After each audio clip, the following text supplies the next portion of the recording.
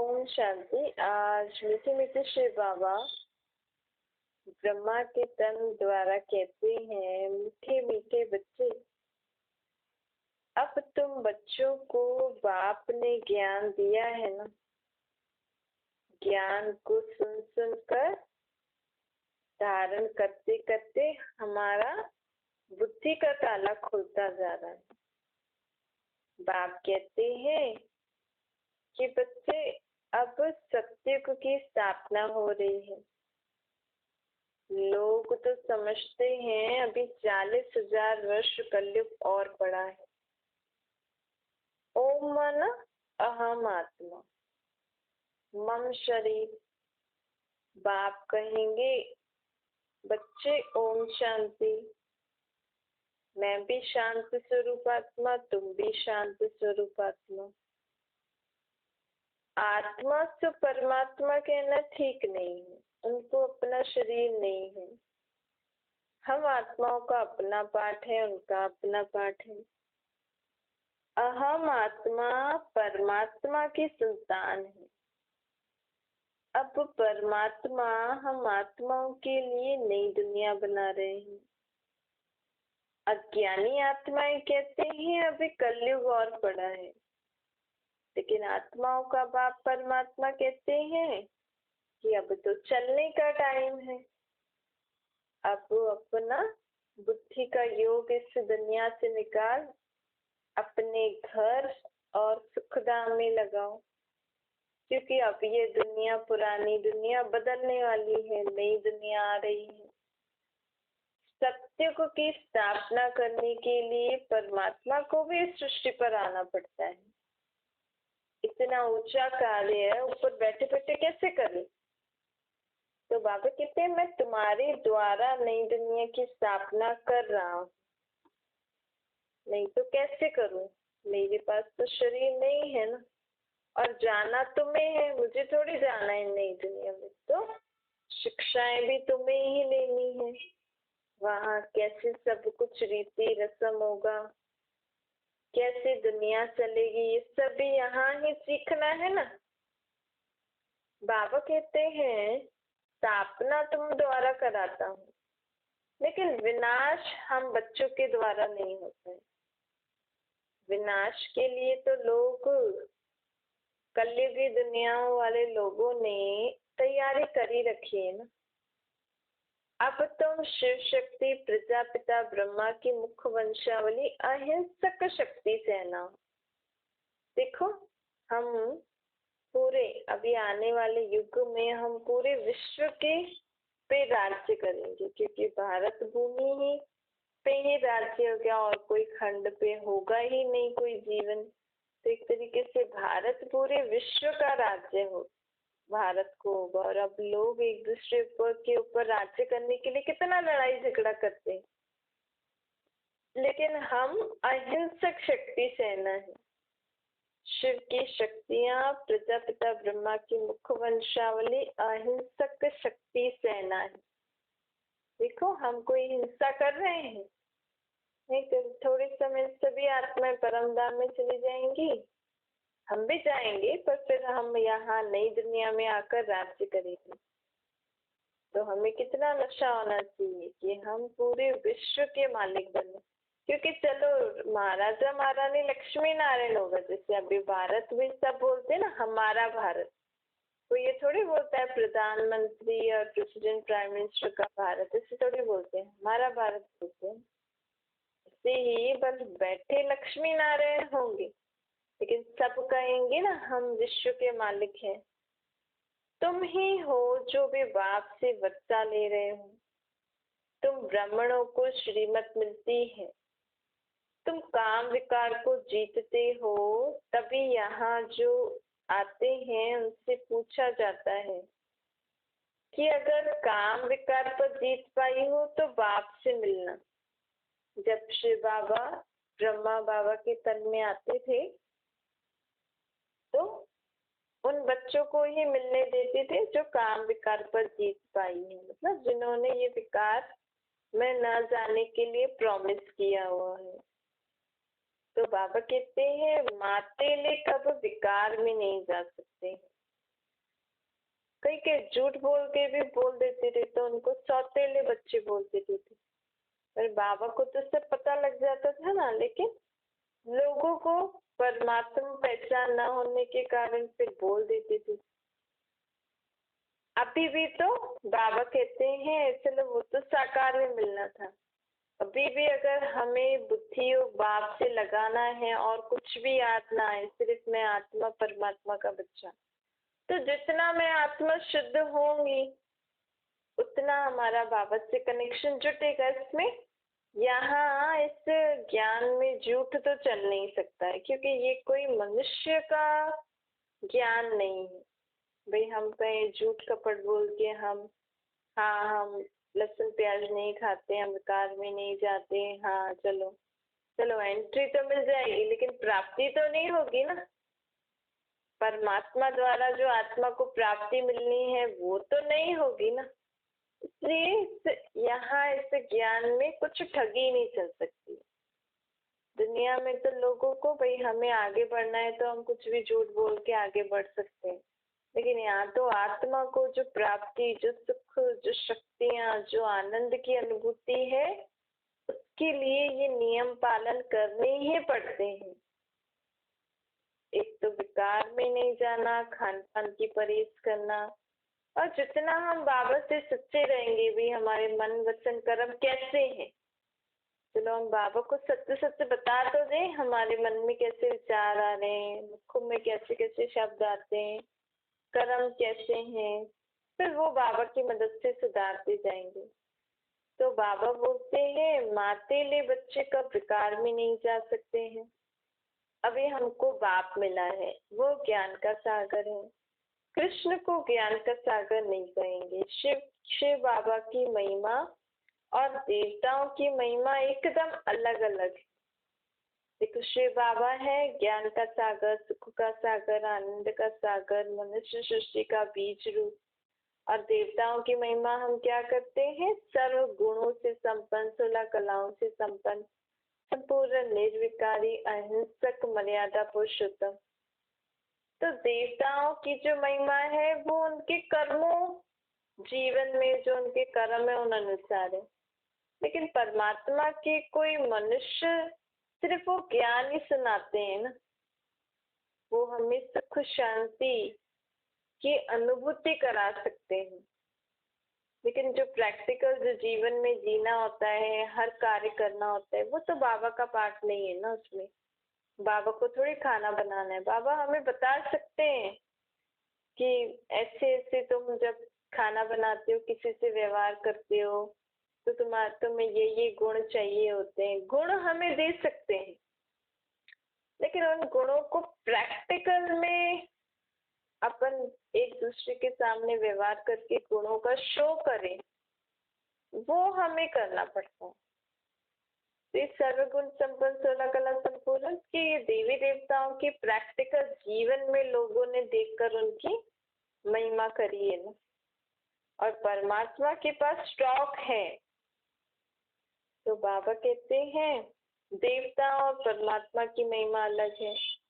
ये शरीर पहले जड़ होता है, फिर उनमें आत्मा प्रवेश करती है, तब ये चैतन्य बनता है। ये मनुष्य सृष्टि रूपी झाड़ की उत्पत्ति कैसे होती है, यह बाप ने हमें बताया है। बाबा हमें उसका ज्ञान दे रहे हैं। देखो बाबा को सब प्रकार की नॉलेज है, नॉलेज देते हैं बाबा हमें। परमात्मा नॉलेज देते हैं, लेकिन उस नॉलेज को इम्प्लीमेंट करके, जैसे दुकानदार आपको सामान दे देगा, लेकिन उस सामान को यूज करके आप चीजें आपको बनानी है ना, दुकानदार थोड़े बना के देता है। जैसे बाबा भी दुकानदार है। बाबा हमें सर्व गुण सर्व शक्तियां दे देंगे, लेकिन बाबा ने हमें सहन शक्ति दे दी। लेकिन जब हम प्रैक्टिकल जीवन में आते हैं, कौन कौन से समय में मुझे वो सहन शक्ति यूज करनी है, कैसे करनी है, कब करनी है, कहाँ करनी है, ये सब तो मुझे ही देखना पड़ेगा ना। नहीं, सहन शक्ति मतलब कोई हमें कुछ उल्टा सुल्टा बोले तो हम उनको मुख से भी ना बोले और मन में भी उनके लिए कुछ उल्टा सुल्टा भाव नहीं रखें, विचार नहीं रखें। अब बाबा ने मुझे ये शक्ति तो दे दी, लेकिन मैं उस समय मुझे उसको यूज करना चाहिए ना। फिर मुझे तो बाबा ने सहन शक्ति दी, तो मुझे अब इसको कुछ बोलना भी नहीं है और मन में भी इनके लिए कुछ उल्टा सुल्टा नहीं सोचना है, चुप रहना है, बाबा को याद करते रहो, कुछ कुछ अच्छा सोचते रहो। तो ऐसे इम्प्लीमेंट प्रैक्टिकल हमें करना होता है। इसलिए देवी देवताओं की महिमा और परमात्मा की अलग अलग महिमा है। अब बाबा कहते हैं मैं तो सिर्फ तुमको ज्ञान दे सकता हूँ, तुमको थोड़ा भी ज्ञान देता हूँ, समझो कोई ज्यादा ज्ञान नहीं सुनता बाबा का, सिर्फ 7 डेज के कोर्स करते हैं, वो भी नहीं दुनिया में आ जाते हैं, लास्ट में आएंगे, बोले त्रेता के अंत में आएंगे, आएंगे जरूर, क्योंकि परमात्मा का अविनाशी ज्ञान है ना, ये कभी खत्म नहीं हो सकता है। सत्य को शिवालय भी कहा जाता है, क्योंकि शिव बाबा ने स्थापन किया है ना। उस शिवालय में शिव नहीं रहते हैं, चैतन्य देवता निवास करते हैं। भक्ति मार्ग में उनका मंदिर बनाकर उनकी मूर्तियां रख देते थे। अब तुमको शिव बाबा ब्रह्मा द्वारा अपना बनाया है ना, तुम हो जिस्मानी ब्राह्मण, अभी तुम प्रैक्टिकल में ब्रह्मा के मुख्य वंशावली बने हो ना। दुनिया में जो ब्राह्मण होते हैं वो मुख्य वंशावली होते हैं, लेकिन बाबा पूछते हैं ब्राह्मण अर्थात पवित्र, लेकिन वो अगर ब्राह्मण है तो बच्चे तो पैदा करते हैं ना। चलो और कुछ नहीं, विकार में तो बच्चे पैदा करने के लिए तो विकार में जाता है, तो ये तो अपवित्रता हुई ना, तो वो ब्राह्मण कैसे कहना है। तो वो है नामधारी ब्राह्मण, एक मुख्य पवित्रता की बात वो पालन नहीं कर पाते, बस वो बाकी चीजों में अपने आप को शुद्ध रखते हैं, लेकिन विकार अपनी गृहस्थी बढ़ाने के लिए, अपने ब्राह्मणों का कुल बढ़ाने के लिए उनको बच्चे तो पैदा करने पड़ते हैं, विकार में तो जाते, तो ये इम्प्योरिटी हुई, मतलब वो मुख्य वंशावली ब्राह्मण है, नामधारी ब्राह्मण है। लेकिन असली ब्राह्मण कौन होते हैं? जिनको परमात्मा ब्रह्मा के मुख से अडॉप्ट करते हैं।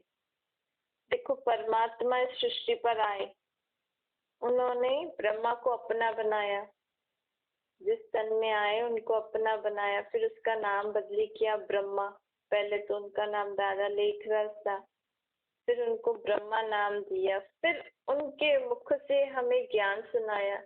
तो जो जो बच्चे भी ज्ञान सुनकर उनकी मत पे अभी चल रहे हैं, माँ बाप उनको समझ के चल रहे हैं, वो उनके बच्चे हो गए ना, मुख्य वंशावली। आज कोई किसी को गोद लेता है तो बोलते हैं ना भाई पहले वो किसी और पैदा किसी और ने किया, लेकिन पाल कोई और रहा है, माँ बाप पालने के लिए कोई और है, तो मुख्य वंशावली हुई ना, वो मुख्य से उन्होंने अपने बच्चों को अडॉप्ट किया कि हाँ अब तुम मेरे बच्चे। तो ऐसे ही बाबा कहते हैं कि तुम हो सच्चे सच्चे ब्राह्मण, क्योंकि हमें बाबा ने पैदा किया, विकार से थोड़ी किया, बाबा ने हमें मुख से पैदा किए हैं, ये विकार की बात ही नहीं है। देखो कितने सारे बच्चे ब्रह्मा कुमार कुमारियां कहलाते हैं, लेकिन सब निर्विकारी पैदा हुए, परमात्मा ने ब्रह्मा के मुख से उन्हें ज्ञान दिया है। तो तुम हो सच्चे सच्चे मुख वंशावली ब्राह्मण। ब्राह्मण देवी देवताएं नमः कहते हैं ना भक्ति मार्ग में, अर्थात अभी जो आत्माएं ब्राह्मण बनती हैं, ब्रह्मा के मुख से परमात्मा का ज्ञान सुनती हैं, वही आत्माएं, जैसे अभी हमारे शरीर में जो आत्माएं हैं, अभी वो इस शरीर द्वारा ब्राह्मण का पाठ बजा रही है, कल यही आत्मा सत्युग में देवी देवताओं जैसा पाठ बजाएगी। इसीलिए कहा जाता है ब्राह्मण और देवी देवताएं नमः, अर्थात ब्राह्मण ही जाके देवी देवताओं जैसा पाठ बजाते हैं। लेकिन कैसे बजाते हैं, क्या होता है, ये लोगों को नहीं पता है। भक्ति मार्ग में गायन है, लेकिन कैसे होता है अब हमें यथार्थ बाबा सब समझा रहे हैं ना। बाबा कहते हैं विकारी ब्राह्मण नमः करते हैं पवित्र को। देखो यहाँ जो ब्राह्मण कहलाते हैं दुनिया में अपने आप को, वो तो स्वयं को ब्रह्मा के बच्चे भी नहीं समझते हैं। ब्राह्मण अर्थात उनका बाप कौन है, ब्रह्मा होना चाहिए ना। तो वो भी नहीं समझते, उनका तो माँ बाप कुछ कोई और ही होता है। अब बाबा हमें सब बातें यथार्थ बताते हैं। बाबा कहते हैं जैसे बैरिस्टर सर्जन के जितना पढ़ते हैं उतनी दवाइयाँ वो पॉइंट्स बुद्धि में रहती है ना, तो बाबा भी हमें अलग अलग रीति से पॉइंट्स बताते रहते हैं। कभी कौन सी पॉइंट, कभी कौन सी पॉइंट, फिर इन पे हमें विचार सागर मंथन करके फिर औरों को भी बताना होता है, क्योंकि इनसे हमारी बुद्धि का ताला खुलता है और हमारे जो भी हम भक्ति मार्ग में अज्ञानतावश जो जो बोलते थे वो करते आते थे। हाँ, ब्रह्मण देवी देवताय नमः, ब्रह्मा विष्णु शंकर त्रिमूर्ति ब्रह्मा। अब हमें यथार्थ अर्थ समझ के हम बोलेंगे तो हमारा कुछ फायदा भी होगा। तो बाबा कहते हैं जैसे और पढ़ाई में भी अलग अलग पॉइंट्स होती हैं, सर्जन के बाद अलग अलग दवाइयों की लिस्ट होती है, ऐसे तुम्हारी आत्मा को भी मैं रोज रोज अलग अलग पॉइंट्स देता रहता हूँ। अब तुम्हें 21 जन्मों के लिए राजाई का अधिकार मिल रहा है ना। अब तुम्हें 21 जन्म कभी भी किसी से मांगना नहीं पड़ेगा। बाबा कहते हैं अगर आप पूरा कल्प ऐसा चाहते हो कि मैं कभी भी किसी के आगे हाथ न फैलाऊं, तो अभी ही वर्षा ले लो मेरे से। अभी ही हम पूरे कल्प के लिए बाबा को याद करके, बाबा से ज्ञान सुन धारण कर, बाबा को याद करके शक्तियां गुण धारण करके इतना अपने आप को भरपूर कर लें कि पूरे आगे के जो 84 जन्मों का चक्कर शुरू होने वाला है, उस चक्कर में मुझे कभी भी किसी से कुछ मांगना ना पड़े। तो अभी ही समय है ना, शिव बाबा ज्ञान का सागर पतित पावन आए हैं, हम आत्माओं को फिर से वर्षा देने आए हैं। बाबा कहते हैं हद की बातें तो दुनिया में तुमने बहुत सुनी, अब मैं तुम्हें बेहद की बात बताता हूँ। हद की सेवा करने वाले सर्वोदया नाम रख देते हैं। अब ये भी ठीक नहीं है ना। कई लोग अपने को जो सेवाधारी होते हैं ना, दुनिया के थोड़ी बहुत किसी की सेवा कर देते तो उनको टाइटल दे देते हैं सर्वोदया। सर्वोदया मतलब सबके ऊपर दया करने वाला ना। अब सारी दुनिया के ऊपर दया कौन करता है? परमात्मा के सिवाय कोई भी पूरी दुनिया के ऊपर दया नहीं कर सकता है। बाप ही है जो सर्व पर दया कर सभी को पावन बनाए मुक्ति धाम में ले जाते हैं। फिर हम सत्युग में आते हैं, बाबा तत्वों को भी पावन बनाते हैं। एक ही दुनिया होती है, यही दुनिया नई से पुरानी बनती है, पुरानी से नई बनती है। भारत स्वर्ग था अब नर्क है। खास भारत का ही दुनिया में इतना नाम क्यों है? बल अलग अलग देश अलग अलग कार्य करते हुए भारत की एक अलग आइडेंटिटी रहती है पूरी दुनिया में। क्यों? क्योंकि भारत खंड अविनाशी खंड है, यहाँ कभी जन्म मरण खत्म नहीं होता है। और दूसरी बात ये है परमात्मा के अवतरण भूमि। परमात्मा बाप विश्व की सर्व आत्माओं पर जो दया करते हैं ना, जो उनको मुक्ति जीवन मुक्ति का वर्षा देते हैं, उनको लिबरेट करते हैं, उनको गाइड करते हैं, वो यही जगह है।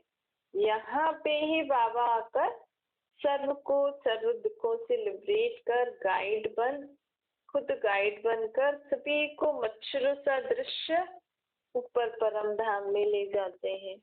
बाबा कहते हैं मैं हर 5000 साल में आकर ऐसा काम करके जाता हूँ, तो आत्माओं को थोड़ी थोड़ी तो स्मृति रहती है। इसीलिए विश्व की सर्व आत्माएं भारत को बहुत किसी न किसी रीति से मान देते ही है, जो भी देश लोग हैं बाहर की, क्योंकि आत्माओं को थोड़ी तो स्मृति रहती है ना कि इस खंड में कुछ ऐसा है, लेकिन उनको एग्जैक्ट स्मृति नहीं है कि इसी खंड से ही परमात्मा हम सभी आत्माओं को ऊपर ले जाएंगे।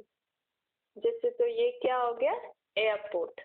भारत क्या हो गया, एयरपोर्ट। यहाँ से ये सभी आत्माओं की फ्लाइट ऊपर जाने वाली है। शरीर तो सबके इधर ही जल जाएंगे ना, लेकिन विश्व की सर्व आत्माएं पहले यहाँ आएंगी, फिर यहाँ से सब इकट्ठी झुंड बनकर ऊपर जाएंगी। कैसे? उल्टा वृक्ष, कल्प वृक्ष के रूप में सभी आत्माएं ऊपर चली जाती हैं। इसीलिए भारत भूमि महान भूमि है। यहाँ पे हेवनली गॉड फादर आकर हेवन स्थापन करते हैं। दूसरा देखो, हमने जैसे बचपन में हमने हिस्ट्री तो पढ़ी है, पर सत्य त्रेता के बारे में लोग नहीं बता सकते दुनिया में, पढ़ाई वाले जो भी हिस्ट्री ज्योग्राफी बताते हैं। लेकिन द्वापर युग से जो भी हिस्ट्री ज्योग्राफी पढ़ी है उनमें यही लिखा है कि फलाने धर्म वालों ने इंडिया से इतना धन लेके गए, अंग्रेज लेके गए, मुस्लिम लेके गए, कितना ये लोग सोमनाथ का मंदिर लूट के ले गए। तो धन भी पहले भारत में ही था ना, क्योंकि भारत पे पहले स्वर्ग था। भारत के पास इतना धन था कि लोगों के घर हीरो और जवाहरातों से बनते थे। तो सोने के घर बनते थे हमारे। और तो वो सब धन कहाँ गया? अभी सब लोग लेके चले गए ना। अब पहले कहाँ भारत में ही दुनिया बसी थी, थोड़े से लोग थे, इतने नहीं थे जितने अभी हैं। तो बाबा कहते हैं अब इतना धन तो पहले थोड़े थे, तो हमारे पास इतना था कि हम घर भी बनाते थे। अब सब घट गया, क्योंकि जैसे जैसे दुनिया में धर्मों की वृद्धि होने लगी, तो धर्मों की वृद्धि होने लगी तो पॉपुलेशन बढ़ने लगी, सबको घर चाहिए, खाना चाहिए, रहने के लिए जगह चाहिए। तो सब लोग भारत से सोना ले गए और हम लोग क्या बन गए हैं? कंगाल बन गए हैं। आदि सनातन देवी देवता धर्म वाले ही कंगाल बने हैं ना, हम ही तो देवी देवताओं को याद कर रहे हैं। तो बाबा कहते हैं इसीलिए भारत को बहुत मान दिया जाता है। अब वही लिबरेटर गाइड बाप अब आए हैं हम सभी को मुक्ति, जीवन मुक्ति का वर्षा देने के लिए। बाप कहते हैं बच्चे टाइम बहुत थोड़ा है, अभी देह सहित सब कुछ, सबसे बुद्धि का योग हटाओ, अपने बाप को याद करो। अब बाप हमें फिर से अपना राज्य भाग्य देने आए हैं।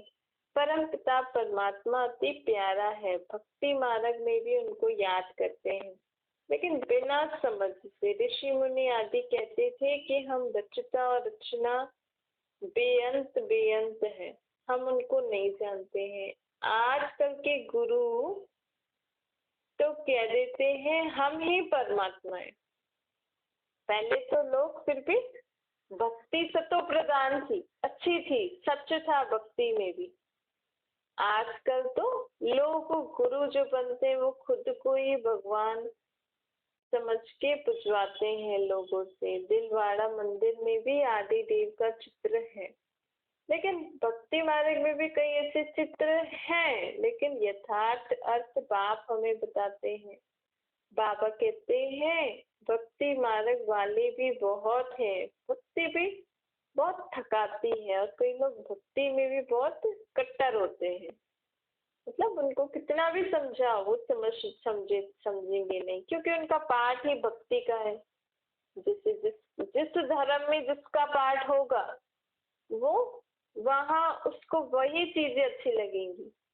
फिर उनको ये बाबा का ज्ञान अच्छा नहीं लगता। ये ज्ञान सुनना, इसको धारण करके चलना किसको अच्छा लगेगा? जो इस धर्म की आत्माएं होंगी। तो अगर बाबा जो धर्म स्थापन कर रहे हैं, आदि सनातन देवी देवता धर्म, हम आत्माएं उस धर्म में ऐसे रह के आई हैं, इसीलिए हमें कोई वापस से ऐसी बातें बता रहे हैं, तो हमें अच्छा लगता है कि हाँ ऐसी दुनिया तो बहुत अच्छी है, हमें भी जाना है।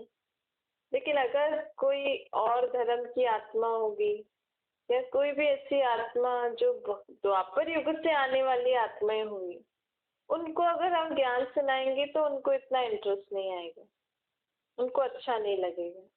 वो बोलेंगे हाँ जो भी है जो भी, हमें क्या करना है। फिर वो वो जो करते हैं उनको वही करना अच्छा लगेगा। तो ये ज्ञान सुनकर चलने में भी ये भी ढूंढना पड़ता है।